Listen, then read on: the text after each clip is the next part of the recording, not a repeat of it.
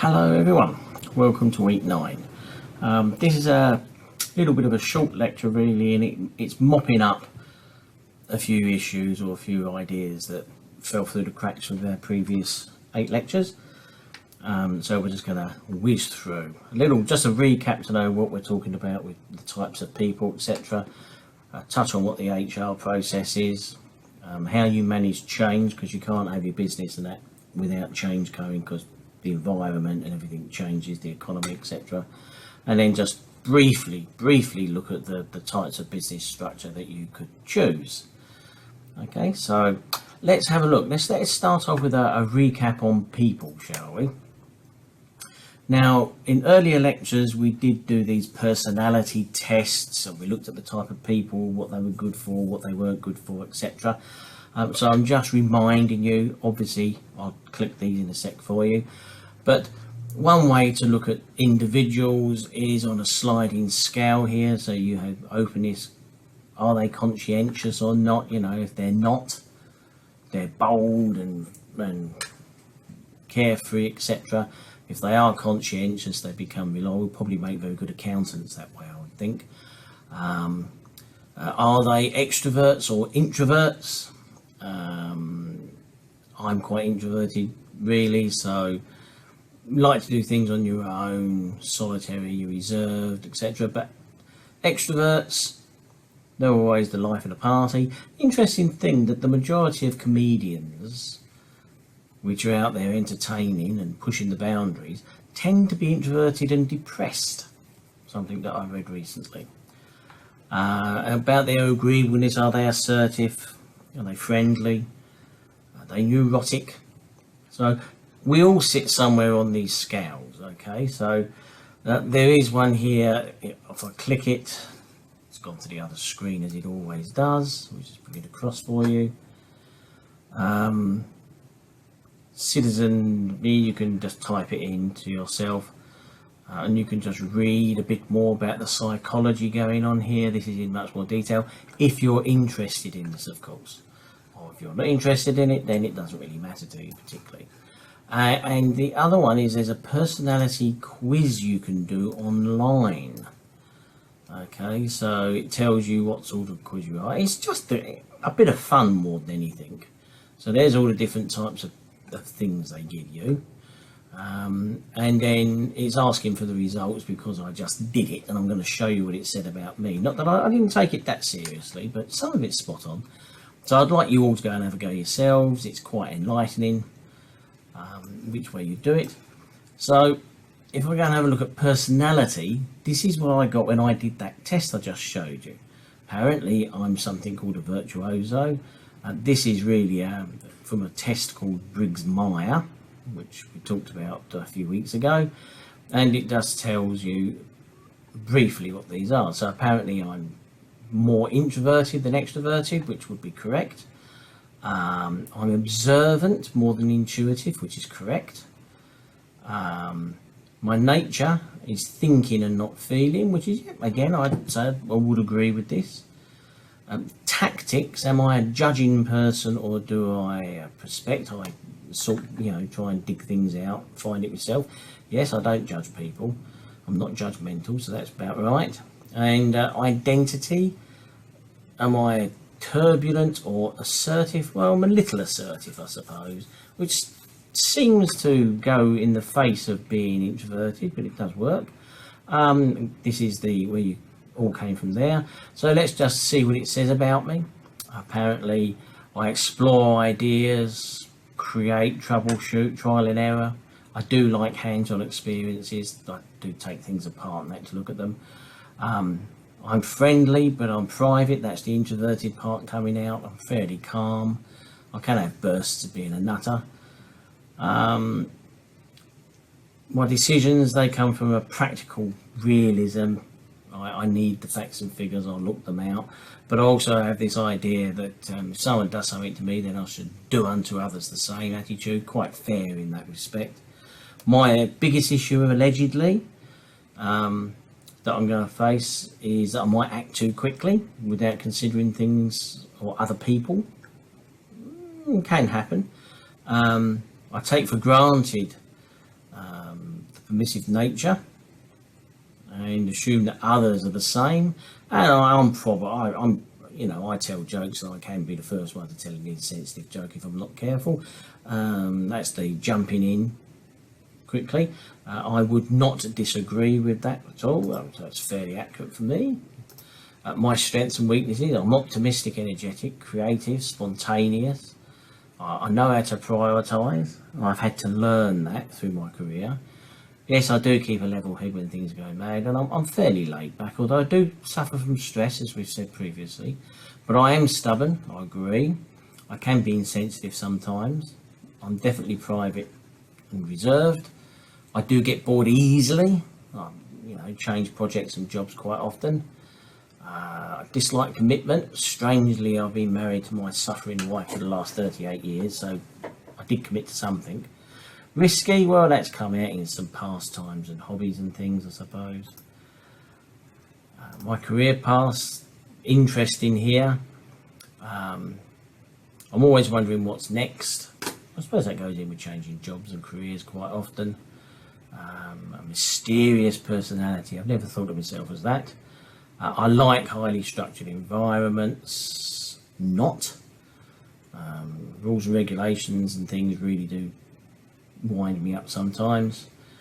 Freedom to wander, yeah, got my own responsibilities. That's fair enough. I like flexibility. I don't like being inflexible here. Naturally, we're quite good troubleshooters. Self-confident. I am results orientated. The only results I'm interested in is the feedback from yourselves, the students. I'm always trying to improve those and help you individually. So I think I'd agree with most of that. Workplace habits was quite interesting, really. As a subordinate, an employee, the thing I want most of all is a bit of wriggle room. I hate rules, I hate restrictions and guidelines, and that is absolutely true. And I do get cramped and bored, and I do move. I've run my own practice a couple of times, probably as a direct result of this, because I could do what I wanted. This one I find an interesting one, often more liked by colleagues than they expect. Not interested, doesn't bother me particularly. I am empathetic, so I got it a bit wrong there. And I can be very blunt, as my feedback on assignments has proven sometimes. I do have a light-hearted sense of humour, and that do unto others and that fairness, yet that is definitely correct. Fair play, I like playing practical jokes and pranks on people.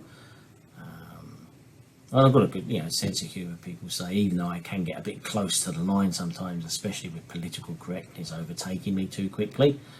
And as a manager, well, I've been a manager in the past, I've treated my staff exactly how I would want to be treated, and I try to give them a bit of freedom so they can enjoy their own work environment. The conclusion to that, I'm known for my technical mastery. I wouldn't use the term mastery, but yes, in my professional field, I like to think I'm pretty good at it. I will improvise and come up with new ideas.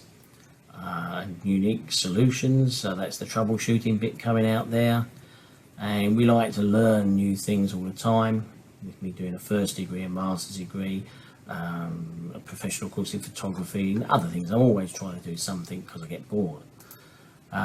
That was what it said about me. You should have all had a go at this and decide whether you think it's correct or not. And the one thing I would point out is if you do this in your 20s and then you do it in your 40s and then your 60s, it's going to be different, because your life experiences and your skills, etc., are going to start affecting it. I didn't want to do that. I wanted to go back to the main site, which I've got to find. So just a recap on the people. Remember, everybody's different. You have to treat them in different ways. So when HR comes along, one rule doesn't fit everybody. Although sometimes it could feel as if that's what they do. They don't make allowances for things. So the HR process itself. As you see, I do take these things to the website. So I always tell you where they come from, because this is only a little bit of what was there. It's used to describe people who work for companies and that. They manage more things than just employees sometimes. And the employees are the most important thing, as we said previously in the course. They're the most important thing to any business, the employees. The term was coined in the 1960s, taken over from labour relations really. Got more attention, more psychology research was done into this, and then ideas, motivation, organisational behaviour, all that sort of stuff started to gain traction. So it then became more of a profession, and there is an Australian profession for human resource management. So human resource management, that's what we call it nowadays.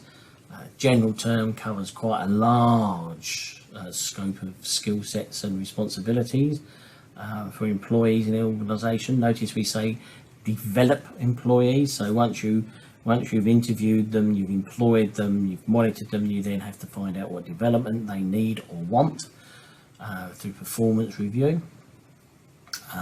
Sometimes it can be called personnel or talent management. They're probably a bit old-fashioned nowadays, I think, but it involves overseeing all the things related to managing the human capital.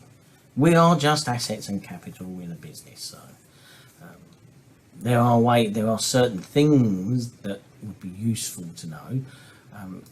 Misconduct can creep up quite often, and this comes from the Australian Public Service Commission, and this is just a little graphic on how to consider dealing with misconduct. You can have checklists. So you get started on that. Somehow alleged misconduct has come to be noticed. You need to know the legislation that covers misconduct. You may be running your own businesses in the future, so always update yourself with these or take specialist advice. The suspected misconduct gets reported. Is it serious enough to need performance management or not? You can make a decision. Consider them. Is the same misconduct coming up often? Is there an underlying reason for this? Is it not just one person but many? Do you need to suspend that person or even terminate their employment? These are difficult questions to ask and legally have to be dealt with very carefully. When you're investigating it, you start an investigation. I mean, who's going to be involved in that? Is it a third party? Is it someone from outside the department or business? Got to determine whether a breach has been done or not. Then you've got to consider how serious it is, what sort of sanction, is it just a warning, a verbal warning, a written warning, or could you get terminated? And you must keep records. I've always said this all the way through. On everything you do, you keep records. You've got to review the decisions to make sure they are compliant with legislation and the company policy, etc. Assure the quality is correct. And this once you go through this, can fine-tune your decision-making process. I strongly recommend you go to this website. It's gone on the other page again. So that's the Australian Government Public Service Commission, which I've just managed to lose by clicking on the wrong thing. But it's got a lot of information in here, so you'll find more than just the HR stuff in there. Okay, so that's misconduct, because some of you are at work and I need recruitment. This is when you're working, running your own business. There's the web. There's it comes from again. And the recruitment process.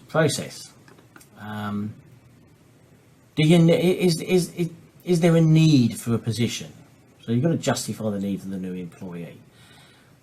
Then you do preliminary interviews. You advertise or whatever. Preliminary interviews. And that could be just on it may not be an interview. It may be based on the curriculum vitae, the CV, the resume, maybe a telephone interview. Then you can shortlist the candidates and do for informal reference checks. And the references are a bit of a laugh, really, because who's going to put down a referee that's not going to give you a good reference? Honestly? Then we go around for the formal interview process, which is normally only a few people. You follow them up, and then you make an offer and you negotiate it with them. The bit that's missing there is the people that you got to this stage here need to be given formal feedback on how they did and where they could improve. Not normally happening. It used to happen back here, but it doesn't anymore because so many people apply for jobs. And then a basic HR system. If I click that, it comes from a software vendor. This one does. But there is a little bit more information in here for them. It's a software thing, but it is a very good graphic to show you how it works. So you may want to or may not want to have a little look at them. So the resource management, so you've got the recruitment, so that's how you get the new staff. Then you train the staff. You can track attendance, whether they're coming in and out at the right time. Although this has been thrown into a bit of turmoil with COVID, with more and more people being allowed to work remotely from home or from more local offices. And you've got to have a certain degree of trust in your employees to allow this. Unfortunately, I think a lot of organisations haven't developed that amount of trust yet. Some well-known companies, I won't mention them, are known to only think you're working if you're sitting at your desk after 7 PM at night. They deal with payments, salaries, everything. They do the appraisals. This allows for transfers or for promotions or to go and increment up your scale. That's more for government, etc. And the university does this as well. You need relieving, people leaving. Are they leaving? You know, the appraisal could result in them being forced to leave, obviously. When people leave, you need to do an exit interview. Quite often it's skimmed over, especially if it's suspected they wouldn't give a very good review of their experience. And then you get into, increasingly you get into this contract labour side of things. People don't, you know, we have sessional casual lecturers that you would have come across. Normally we take those on because of their particular skill set that's only required for 1 or 2 units. So it's they're not multi-skilled enough to become a permanent employee, and they may just want to do contract work, by the way. So there's an increasing number of people like to do the contract work because they can get a better family life balance. Managing change. This is quite interesting. Came out here. Look, if I just go to Mind Tools here, just to show you, it comes from this website here. Highly recommend you look at it because I've only taken snippets, but it tells you all about change management. And when you get to certain things, such as, let me find it. It tells you about leadership, which I didn't feel the need to touch on particularly. Bear with me. I do mention Kotter's 8-step challenge model, which if I click the link, you need to go to the website to do this. It starts to tell you somewhere about Kotter's. So it's all done in graphics, what look at it. Okay. So that's where that comes from. We'll get to that in a minute because there's 4 principles for change management success. They're very, very pragmatic and logical. There's no surprise in any of it really. Over here we've got one where you get the graphic from this one comes from, but it's a very good one. And you can expand on each of these here, so it tells you a little bit about each one. Okay, so worthwhile going through because you can fine-tune it to what you're more interested in personally there.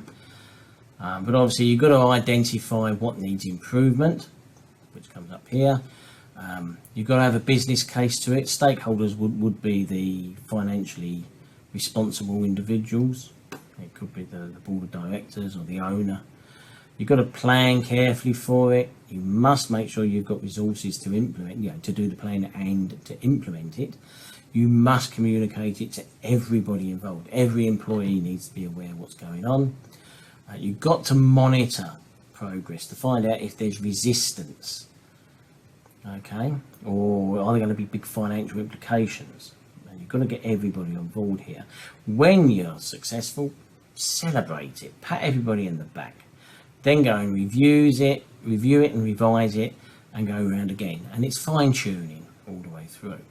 If we look at the 4 principles, you've got to know what the change is for a start. I mean, you can go to this, click it, or I think you may have to type it in from where you are, and it's the same site, so do not panic.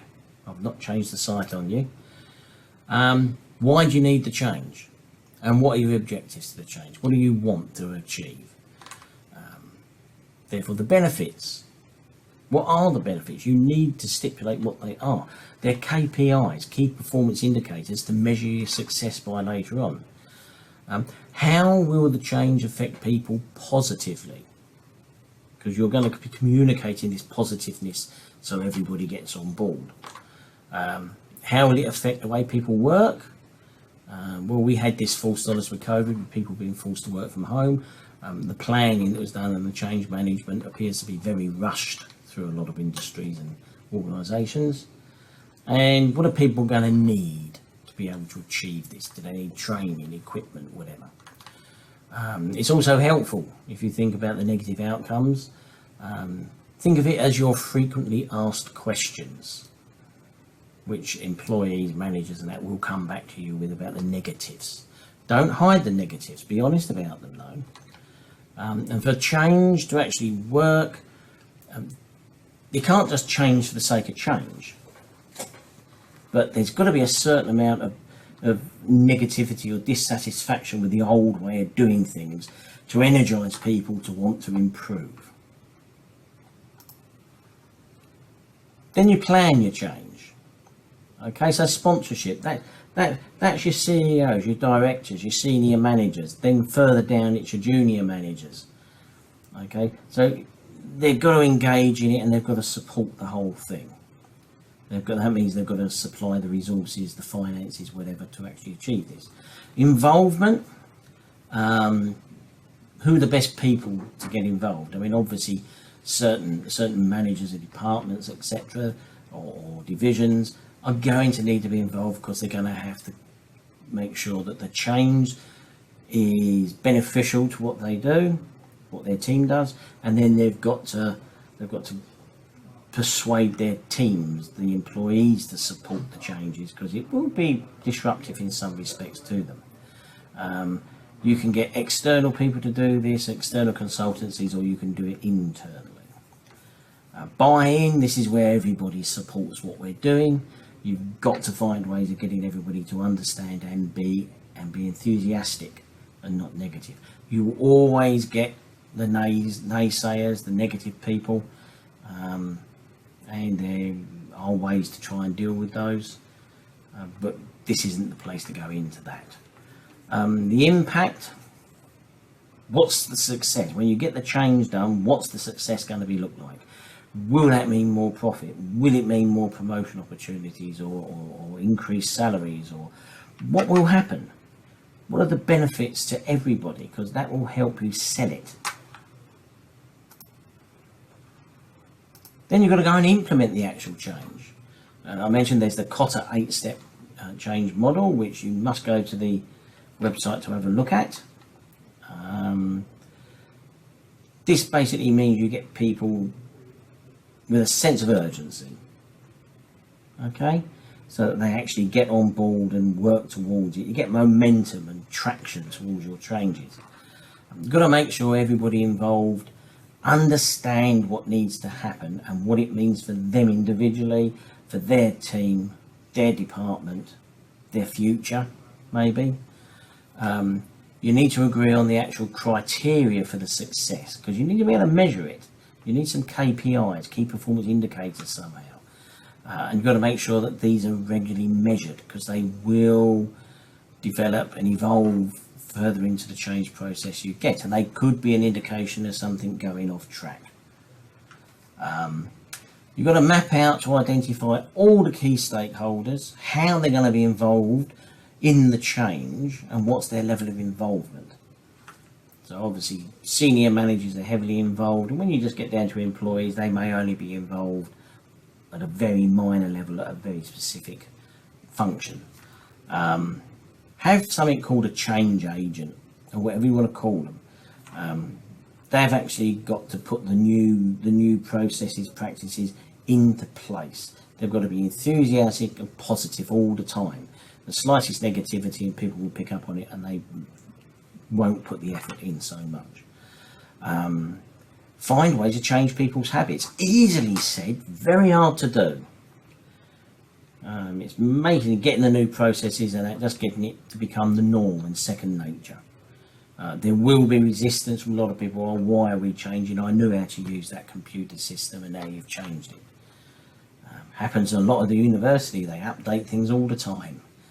Sometimes the systems can be referred to as trying to do a Rubik's Cube in a dark cellar without a light. Can be difficult, especially with IT things.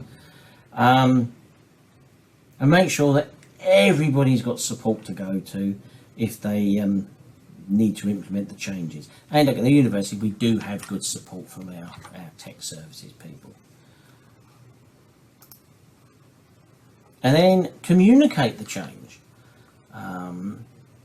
This communication internally, and also you need to communicate it externally to your clients or customers if you're going to implement them in any way, is going to be the make or no break of the success. It's got to be clear. The change must be clear. It must be relevant and pragmatic and achievable, so people can understand it fairly easily. But you have to set the right tone. You've got to be positive about it, and you're looking. You can't avoid the fact there will be an emotional reaction to the change. So you have to try and manage that and predict it. And that will change between individuals, departments, work structures. You must, it's not just a good idea, but I say it was essential that the changes you're going to make have to be reflected in the vision statements, the mission statement, the core business drivers. That helps people see it positively and begin to realise that they can't really avoid them as well. And also make sure you've got to make sure that you practice and implement good stakeholder management. Okay, we mentioned stakeholder management some time ago. And then let's just finish off by having a quick look at the 4 types of business in Australia and generally in other countries that you are going to be involved in. Now, again, here we go. You can follow the link here. Your business structure is going to define how you pay tax, how much tax you're going to pay, how much liability you are personally exposed to if things go wrong and you get sued, how much freedom you've got in deciding what to do, how to do it. So there are 4 factors that you can go. One is the nature of your business, which we look at over here. How many owners are there going to be? How many employees? What do you think the size of the future income is going to be? This is your planning. And long-term objectives and growth potential, which can come out of the blue sometimes. And these are reflected by the ones you can do here. So you can be a sole trader. And a lot of people start off as a sole trader. It's not unusual for certain specialist consultants to be sole traders. I've done that in the past. I've also done a partnership in the past. Honestly, it was a bit of a pain in the neck actually. But partnership is an association of 2 or more people with a common interest, and they share the risks, they share the income. And you should always try to strive to get someone who's complementary to your skill sets and maybe complementary to your personalities to a degree. Don't just get a clone, otherwise you won't go anywhere. Then there's a trust fund, which is the most complicated way to do a business you can think of. But it's a very tax efficient method, i.e. you avoid legally of paying as much tax as a sole trader or partnership if you're clever. And then when you start getting a little bit larger or in a more risky area of work, maybe you consider a company or you incorporate. Now let's look at those in just a teeny bit more detail. So a sole trader. Often people start off as a sole trader and quite like just being a sole trader, but it does make you susceptible to, if you're ill or something, you can't support your clients, and that might have an adverse effect on your image and your probability of getting repeat business. So you need to allow an allowance for that. But your business is not treated as a separate business. As your sole trader, you are the business. So you are liable for everything. You will be taxed as though all the business income is your income as you were an employee. You do have deductions you can make, of course. You will need to get an Australian business number. Benefit being you've got complete and utter control over what you do and how you do it and when you do it. Okay, there aren't a myriad of complex legal requirements about running as a sole trader. Okay, it can limit some of the work you can get, of course. The liabilities on you, so that could be a real problem. And that liability can actually cover things like your personal home. So you may need to separate that by putting it in your wife's name, as long as she doesn't get divorced, of course. I've seen that happen to a friend, by the way. And as a sole trader, it can be difficult to get finance and loans from things like banks. They prefer partnerships because they've got more assets that they can bring to the table. After the sole trader, a lot of people start in that. You tend to move into a partnership. I mean, partnerships can be very useful. You normally got 2 or more owners. You can have hundreds of partners if you want to. The ownership, what you're responsible for, what you're liable for, etc., is laid down in a partnership agreement, which is a legal document, which really should be drawn up by a specialist lawyer. Okay. You'll need an ABN again, and here's the beginning of a difference from a sole trader. The partnership gets an independent tax file number. Okay, so it is treated as a tax entity. The liabilities, well, they're almost as high as being a sole trader, but you do share them with the other partners. So all your risks and your responsibilities are now shared. So the more partners you've got, the more you're spreading your risk. And a benefit of partners is by selecting them carefully, you can bring in new expertise, new experience. And it starts to get easier to raise funds from banks and investment organisations when you've got a partnership. A risk would be each partner has got liability for everything that's done by the business. So if one partner makes a mistake, the other partner is equally liable. Okay, and another downside is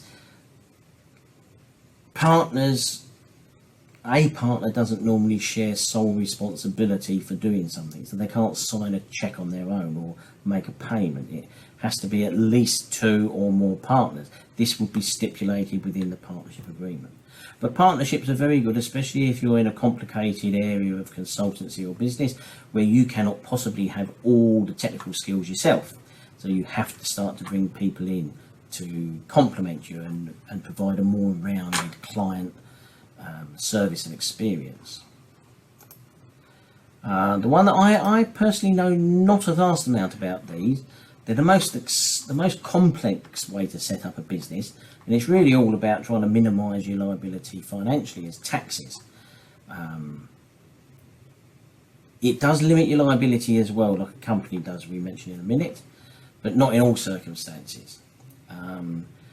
They are flexible, so you can distribute the income even to people that aren't employed. So it's not uncommon for a business to be a trust, and you could see it if you look carefully. Quite a lot of franchise outlets are trusts and small businesses are trusts. If you dig into it, then there might be 2 or 3 or 4, I don't know, people that are actually doing the physical work, but then you suddenly see that the beneficiaries include the wife, the children, everything.